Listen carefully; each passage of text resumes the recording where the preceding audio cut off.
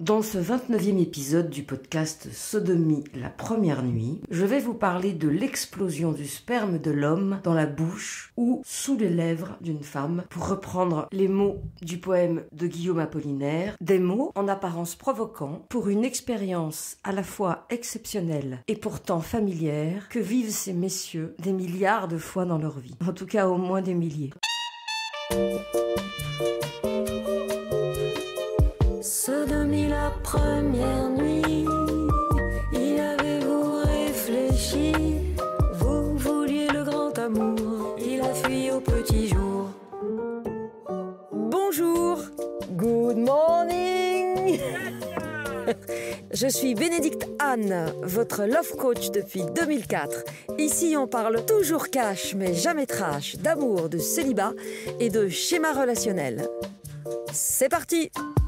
Il semblerait qu'éclater dans la bouche d'une femme reste le fantasme de beaucoup d'hommes. Nous développerons son sens un peu plus loin. Mais pour le moment, restons sur ce fantasme. Ce fameux fantasme d'exploser, d'éclater, d'éjaculer, de jouir contre les lèvres, sous les lèvres, dans la bouche d'une femme. Si vous êtes un gentil garçon, peut-être n'avez-vous pas osé le demander à vos petites amies. Peut-être vous sentez-vous trop macho à ce moment-là, complexé, irrespectueux, un peu ordure quoi, dites-le. Peut-être que c'est votre rêve le plus fou, mais que l'exprimer, c'est compliqué. Alors vous l'avez, si ça se trouve, pratiqué avec une femme que vous avez payée pour ça. Ou cela reste quelque chose que vous gardez précieusement à l'intérieur de vous et qui n'est pas partagé, au sens propre comme au sens figuré, bien sûr. Pourtant, dans les films porno, l'homme attrape la tête de la femme et la pousse de manière fort autoritaire vers son sexe. Et généralement, elle n'a pas le choix. Elle est supposée faire oui, oui. Enfin, oui, pas vraiment parce que elle a la bouche pleine. Mais elle est supposée aimer ça, puisque bien sûr, les films porno sont souvent réalisés par des hommes pour des hommes. Je me souviens d'un client de mon agence de rencontre. Peut-être vous en ai-je déjà parlé un jour. Il parcourait le monde pour une grosse maison de musique. C'était il y a longtemps. C'était au siècle dernier. Et il passait son temps à s'acheter des DVD dans lesquels la seule scène qui l'excitait était l'éjaculation de l'homme sur les lèvres, dans la bouche et accessoirement sur le visage de la femme. Il avait des variantes, car il est vrai qu'un fantasme trop répété peut s'épuiser. Alors des variantes permettent au fantasme de garder son intensité. Par exemple, la même scène avec des partenaires différents, des couleurs de peau différentes, des tailles différentes, aura toujours l'effet, l'impact et l'intensité d'une première fois si les variantes sont suffisamment subtiles pour que le cerveau ait l'impression de découvrir. Ainsi, la même éjaculation dans la bouche d'une femme n'aura pas la même saveur si la femme est blonde aux yeux bleus, indienne, maghrébine, si elle est black, très jeune ou très âgée, s'il y en a une autre à côté et s'il y a un autre partenaire derrière, si elles sont deux, l'une sur ses testicules, l'autre sur son gland. Vous voyez, l'idée, c'est toujours le mécanisme de la pulsion qui finit par un orgasme et qui peut, dans la même partition, être interprété par des orfèvres différents. Donc, si ces films montrent cette scène aussi souvent, c'est bien parce qu'elle a du sens pour de nombreux hommes. Si c'était une niche, un segment du marché qui aimait cette pratique, il n'y aurait pas autant de films sur le sujet. Je parle bien sûr des premières nuits, des débuts, car dans un couple aguerri, ça peut être un jeu et ça peut être très excitant d'accueillir la fameuse prune de juillet. Et il est tout à fait possible que certaines d'entre vous préfèrent ce type de comportement plutôt que d'avoir l'impression que votre partenaire manque de puissance dans le bas-ventre. Je parle de mon point de vue à partir entre autres de ce que me racontent mes coachs et femmes. Pourquoi, mesdames, devez-vous repousser tout bras qui force votre tête à aller vers son sexe? Parce que accepter signifie l'emprise de l'homme, un peu comme un chien que l'on dresserait. De surcroît, si vous acceptez sans broncher ce premier geste, il pourra être suivi d'un autre, comme la sodomie par exemple, et là je vous renvoie au premier podcast qui traitait de ce sujet. Je vous rappelle que nous sommes dans les débuts. Si je peux me permettre un conseil, mesdames, parce que si vous êtes gay, je pense que c'est un peu différent, je vous invite à attendre que le monsieur ait honoré votre intimité avant de vous occuper de la sienne. Par la suite, bien sûr. C'était une des règles que nous suivions quand nous étions jeunes avec mes copines. Nous n'envisagions absolument pas de prendre le sexe d'un homme dans notre notre bouche s'il n'avait pas déjà honoré notre intimité. Et pas vite fait, mal fait. Il fallait que ce soit du bon boulot. C'est d'autant plus intéressant de pratiquer comme ça, dans la jungle qui est devenue la rencontre aujourd'hui, que d'une part, il y aura plus de réciprocité pendant vos ébats, et d'autre part, si vous avez envie d'animalité, lâchez-vous, mais à partir de fondations qui reposent sur la réciprocité, j'insiste. Si vous vous lâchez tout de suite, quelque part, vous n'aurez pas créé un socle sur lequel vous pouvez vous reposer pour partir dans une direction plutôt plus animale ou plutôt plus romantique. Parlons-en de ce sexe si réactif, organe dont s'enorgueillissent ces messieurs. Ah, qu'il est beau, qu'il est précieux. Regardez à quel point il compte et combien il en est fier. Regardez comment son érection le préoccupe, comment sa débandade l'inquiète. Ne cherchez pas, c'est viscéral, c'est archaïque, c'est presque de l'éthologie, c'est juste humain, c'est tout simplement masculin. Et d'ailleurs, un homme qui n'investirait pas son sexe serait plutôt du côté du yin, et ça, c'est pas forcément très bon pour une sexualité épanouie. N'oubliez donc jamais à quel point le sexe d'un homme est important pour lui. Il lui donne des surnoms, adore le rebaptiser, parfois par ses compagnes. On a entendu Popol, Jules, Juju, et combien d'autres surnoms ridicules, compliqués ou saugrenus. Alors, dans ce contexte, une ode au sexe s'impose. Qu'est-ce que c'est qu'une ode au sexe? C'est tout simplement donner de l'importance à son organe. Lui chanter des chansons, prenez un air connu et improviser des paroles, le magnifier, le reconnaître, lui dire à quel point il est beau, il est dur, vous l'aimez, bref, créer une espèce de relation parallèle avec son sexe. Et vous verrez qu'il réagira très bien à vous, et probablement mieux à vous qu'à d'autres, puisque précisément, vous aurez ancré cette relation. En fait, il suffit d'observer la vie, les films porno, vos histoires passées, vos expériences intimes, et vous allez vous rendre compte que finalement, le membre, le glaive, l'épée, bref, le sceptre des reins de votre partenaire occupe beaucoup de place dans sa vie, par excès ou par défaut. Soit parce qu'il ne s'en sert pas assez, soit parce qu'il est dépassé par ses pulsions, et dans tous les cas de figure. Ne négligez jamais cette partie de son intimité. Je dirais même que c'est le raccourci pour toucher son cœur. Pourquoi? Parce que dans le tantra, l'énergie sexuelle de l'homme remonte vers son cœur et peut toucher le cœur de la femme, et à ce moment-là, va redescendre dans le sexe de la femme. Et c'est comme ça qu'ils peuvent se rencontrer autour du sexe, mais pas seulement, autour du cœur aussi. C'est très important. Si vous niez la pulsion de l'homme, même si elle s'exprime d'une façon parfois excessive à vos yeux, et que cette prune de juillet qui voudrait exploser dans votre bouche n'est pas votre tasse de thé, n'oubliez jamais que c'est un package. Dans ce package, la prune de juillet, prête à exploser, est présente au même titre que son cœur, que ses neurones, que ses inclinations, que ses défauts, que son magnifique dos musclé ou que son petit ventre replet de nounours bien nourris. Donc cette pulsion, mesdames, intégrez-la dans la relation, parce que de toute façon, vous y serez confrontés, de manière directe ou indirecte. Et vous savez, quand j'avais mon agence de rencontre, il y avait beaucoup d'hommes qui venaient me voir, qui étaient mariés, et qui se plaignaient que leur épouse ne pratique pas la fellation. Alors probablement à l'époque, la fellation était déjà l'ultime transgression, et aujourd'hui on pourrait dire que l'épisode prune de juillet, entre guillemets, correspond à la transgression d'autrefois. Je ne suis pas certaine que la plupart des femmes dégustent les prunes d'une manière fréquente et quotidienne. C'est pour ça que je voulais un petit peu insister sur cet aspect dont on parle assez rarement. Si effectivement vous êtes capable d'honorer le sexe de votre partenaire, non seulement il vous adorera encore plus, mais je pense qu'il appréciera cette douce intimité entre vous deux. Et au cœur de cette intimité, vous vous doutez qu'une finition, entre guillemets, au bord de vos lèvres ne pourrait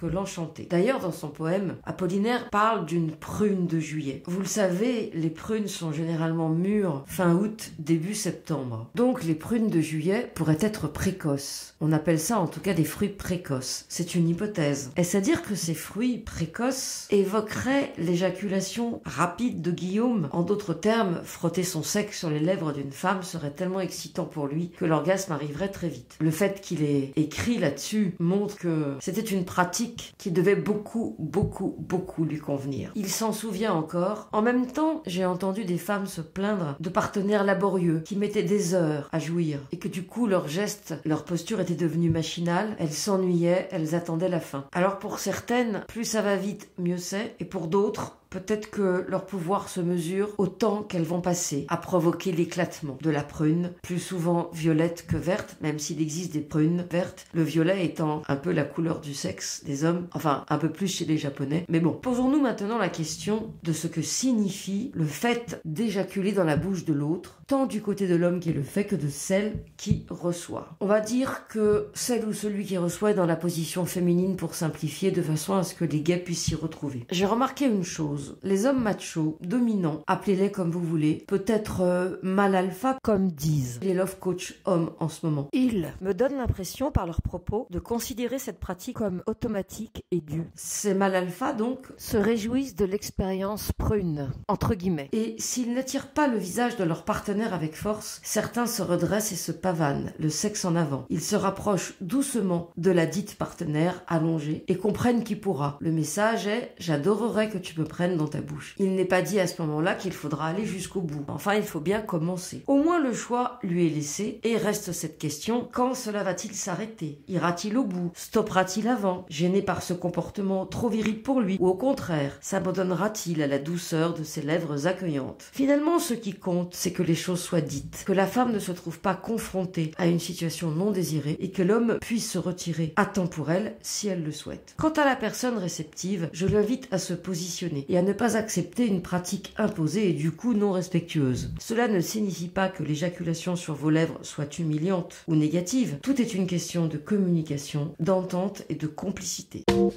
Merci d'avoir écouté ce podcast jusqu'au bout. Il y en aura 2 par mois, les 2e et 4e vendredis du mois. Vous trouverez des infos sur mon site internet www.benedictanne.fr.